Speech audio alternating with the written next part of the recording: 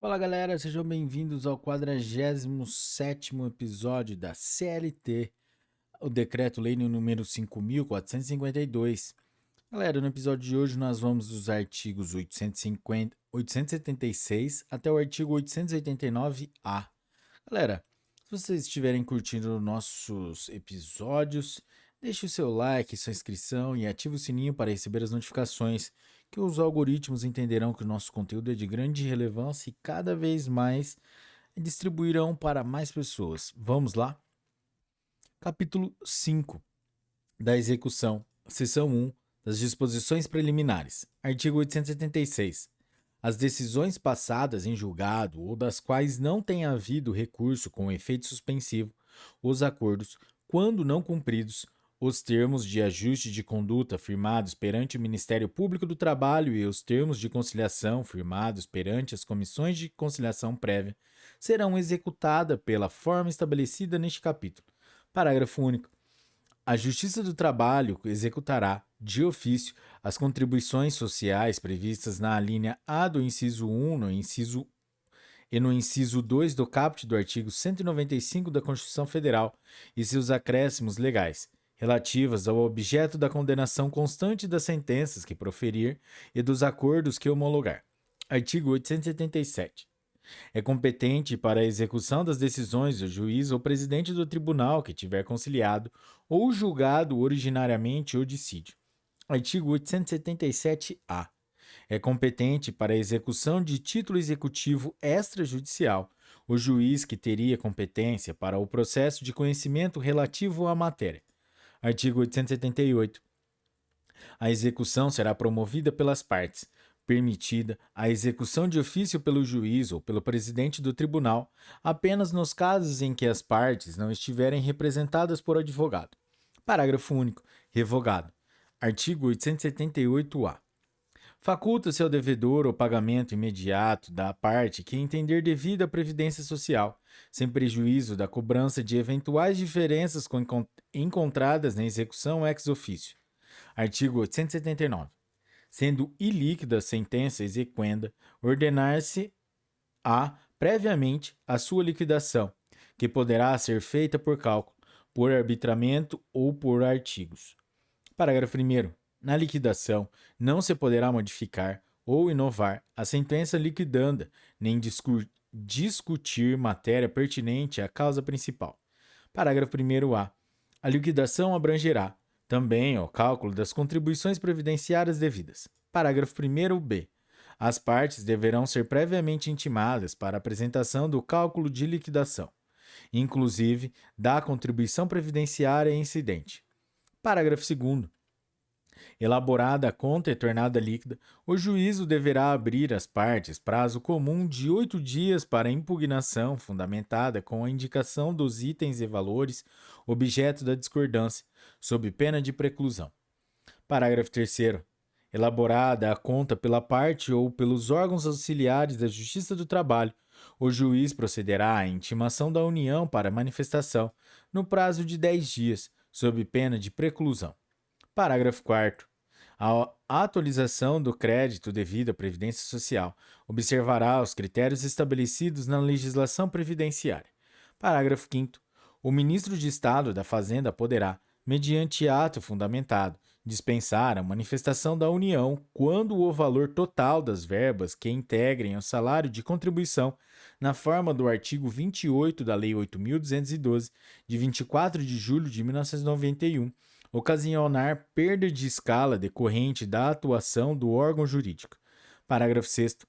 Tratando-se de cálculos de liquidação complexos, o juiz poderá nomear perito para a elaboração e fixará, depois da conclusão do trabalho, o valor dos respectivos honorários com observância, entre outros, dos critérios de razoabilidade e proporcionalidade.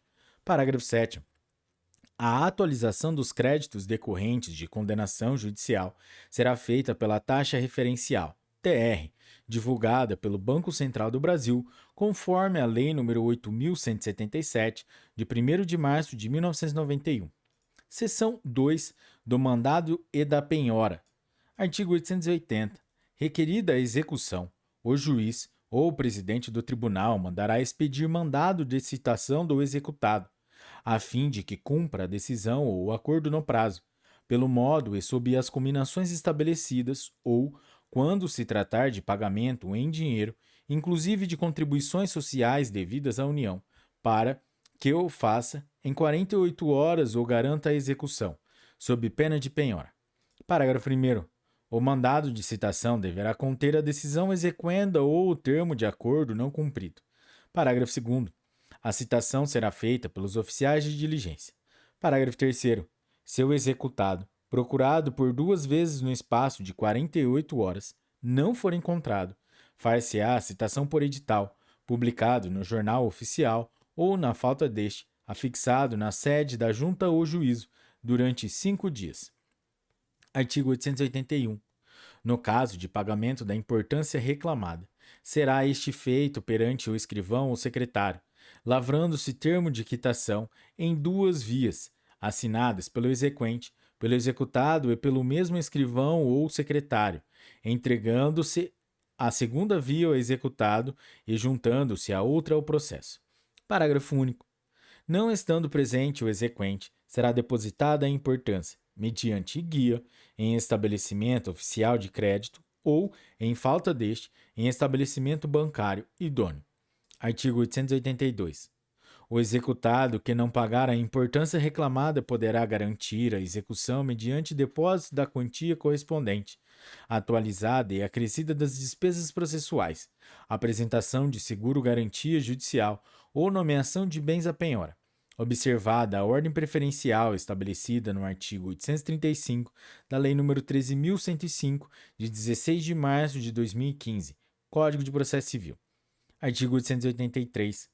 Não pagando o executado, nem garantindo a execução, seguir-se-á a penhora dos bens, tantos quantos bastem ao pagamento da importância da condenação, acrescida de custas e juros de mora, sendo estes, em qualquer caso, devidos a partir da data em que for ajuizada a reclamação inicial.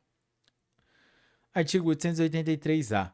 A decisão judicial transitada em julgado somente poderá ser levada a protesto, gerar inscrição do nome do executado em órgãos de proteção ao crédito ou no Banco Nacional de Devedores Trabalhistas, nos termos da lei, depois de transcorrido o prazo de 45 dias a contar da citação do executado, se não houver garantia do juízo. Seção 3. Dos embargos à execução e da sua impugnação. Artigo 884. Garantida a execução ou penhorados os bens, terá o executado 5 dias para apresentar embargos, cabendo igual prazo ao exequente para a impugnação. Parágrafo 1º. A matéria de defesa será restrita às alegações de cumprimento da decisão ou do acordo, quitação ou prescrição da dívida. Parágrafo 2º. Se na defesa tiverem sido arroladas testemunhas, poderá o juiz ou o presidente do tribunal, caso julgue necessário seus depoimentos, marcar audiência para a produção das provas, a qual deverá realizar-se dentro de 5 dias. Parágrafo 3º.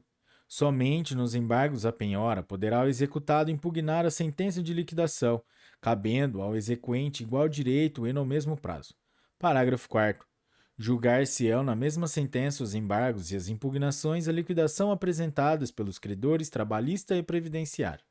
Parágrafo 5º. Considera-se inexigível o título judicial fundado em lei ou ato normativo declarados inconstitucionais pelo Supremo Tribunal Federal ou em aplicação ou interpretação tidas por incompatíveis com a Constituição Federal. Parágrafo 6º. A exigência da garantia ou penhora não se aplica às entidades filantrópicas ou àqueles que compõem ou compuseram a diretoria dessas instituições. Seção 4.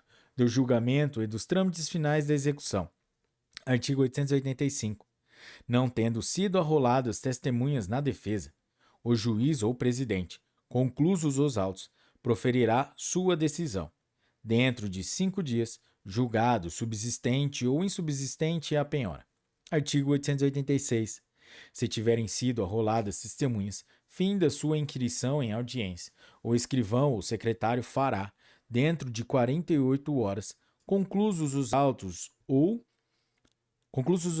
ao juiz ou presidente, que proferirá sua decisão, na forma prevista no artigo anterior. Parágrafo 1º. Proferida a decisão, serão da mesma notificadas as partes interessadas em registro postal, com franquia. Parágrafo 2º. Julgada subsistente a penhora, o juiz ou presidente mandará proceder logo à avaliação dos bens penhorados. Artigo 887. A avaliação dos bens penhorados, em virtude da execução da decisão condenatória, será feita pelo avaliador escolhido de comum acordo pelas partes, que perceberá as custas arbitradas pelo juiz ou presidente do Tribunal Trabalhista, de conformidade com a tabela a ser expedida pelo Tribunal Superior do Trabalho. Parágrafo 1º. Não acordando as partes quanto à designação de avaliador, dentro de 5 dias após o despacho que o determinou a avaliação, será o avaliador designado livremente pelo juiz ou presidente do tribunal. Parágrafo 2º. Os servidores da Justiça do Trabalho não poderão ser escolhidos ou designados para servir de avaliador. Artigo 888. Concluída a avaliação, dentro de 10 dias, contados da data da nomeação do avaliador, seguir-se-á a arrematação, que será anunciada por edital afixado na sede do juízo ou tribunal e publicado no jornal local, se houver, com antecedência de 20 dias. Parágrafo 1º. A arrematação far-se-á em dia, hora e lugar anunciados, e os bens serão vendidos pelo maior lance, tendo o exequente preferência para a adjudicação. Parágrafo 2º. O arrematante deverá garantir o lance com o sinal correspondente a 20% do seu valor. Parágrafo 3º. Não havendo licitante e não requerendo o exequente a adjudicação dos bens penhorados, poderão os mesmos ser vendidos por leiloeiro nomeado pelo juiz ou presidente. Parágrafo 4º. Se o arrematante ou seu fiador não pagar dentro de 24 horas o preço da arrematação, perderá, em benefício da execução, o sinal de que trata o parágrafo 2º deste artigo, voltando à praça os bens executados. Artigo 889. Aos trâmites e incidentes do processo da execução são aplicáveis, naquilo em que não contravierem ao presente título, os preceitos que regem o preceito dos executivos fiscais para a cobrança judicial da dívida ativa da Fazenda Pública Federal. Artigo 889-A. Os recolhimentos das importâncias devidas referentes às contribuições as contribuições sociais serão efetuados nas agências locais da Caixa Econômica Federal ou do Banco do Brasil S.A., por intermédio de documento de arrecadação da Previdência Social, dele se fazendo constar o número do processo. Parágrafo 1º. Concedido parcelamento pela Secretaria da Receita Federal do Brasil, o devedor juntará aos autos a comprovação do ajuste, ficando a execução da contribuição social correspondente suspensa até a quitação de todas as parcelas. Parágrafo 2º. As varas do trabalho encaminharão mensalmente à Secretaria da Receita Federal do Brasil informações sobre os recolhimentos efetivados nos autos, salvo se outro prazo for estabelecido em regulamento. Galera, é isso aí. Esse foi o 47º episódio da CLT. Estamos quase chegando no final, hein? Se você curtiu esse episódio, deixe seu like e até a próxima. Muito obrigado pela audiência. Tchau!